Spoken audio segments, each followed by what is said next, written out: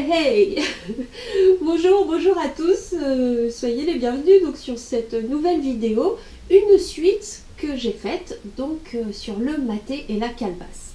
Alors, pour ceux qui n'ont pas suivi, je vous invite à regarder donc la première vidéo, comment nettoyer les calebasses.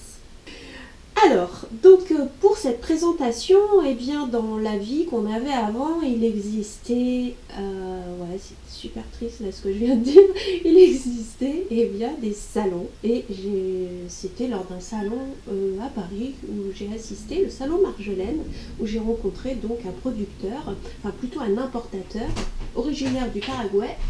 Et il y a Sylvain qui arrive et qui nous a donc proposé de goûter son maté. Et puis on a fini par acheter donc ce maté. Et voilà, donc là on a presque fini, il était temps que je fasse la vidéo. À chaque fois que je tourne une vidéo avec vous maintenant, il fait un petit coucou. Voilà. J'ai le semin. Allez, on continue la vidéo.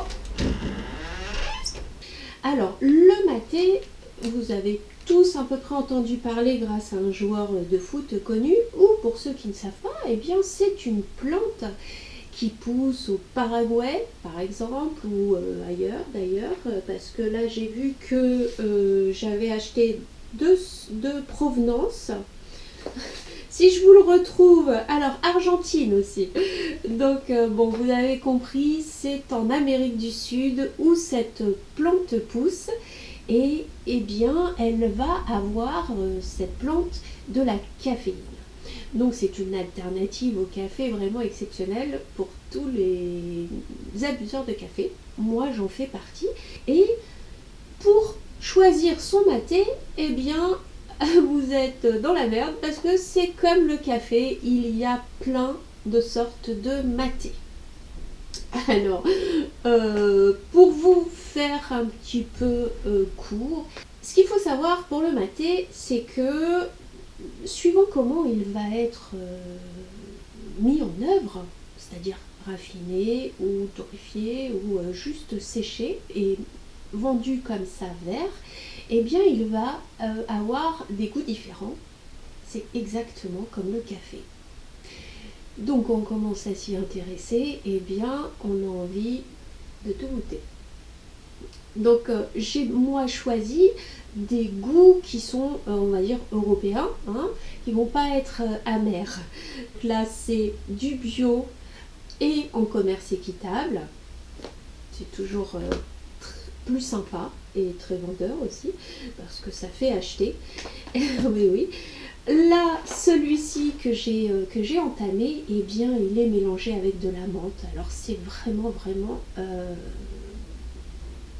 une explosion en bouche de saveurs. C'est vraiment très bon, celui-là. Et là, eh bien, c'est... je vais l'ouvrir. Il y a deux boîtes.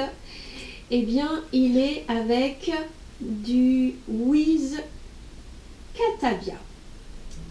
Alors, la Catavia, c'est une plante qui vient du Brésil, qui est originaire du Brésil, et traditionnellement au Brésil, ils l'utilisent donc en phytothérapie, je crois que ça s'appelle comme ça, comme aphrodisiaque, énergisant. Voilà. Pour ce qui est de la mise en œuvre, parce que la calebasse, moi je l'ai achetée en façon traditionnelle, hein, mais il y a bien entendu des calebasses avec d'autres matières que cette courge. Et d'ailleurs, je vous le conseille ou pas, hein, peu importe, le choix de la calebasse, moi je ne le savais pas sur le salon, mais c'est important. Et vous allez comprendre donc quand je vais vous expliquer comment faire ce maté. Voilà. Après, vous pourrez juger par vous-même quel genre de calebasse il vous faudra, car il y a vraiment plusieurs supports. Et il vous faut une paille comme ceci, avec un espèce de ressort, ou sinon des tout petits trous qui s'appellent bondia. Ça c'est très important, car c'est pas comme du thé en sachet, hein.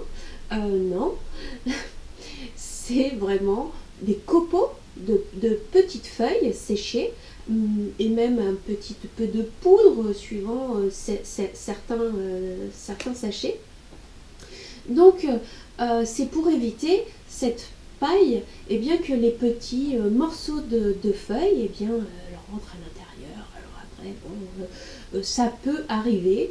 C'est pour ça qu'il y a toute une technique vraiment particulière pour pouvoir faire son maté dans sa calebasse et ne pas être embêté par toutes ces petites particules de maté qui vont rentrer dans la bandilla. Voilà pour en gros pour le principe, et bien entendu je vous reprends en voix off pour vous montrer tout ça de plus près.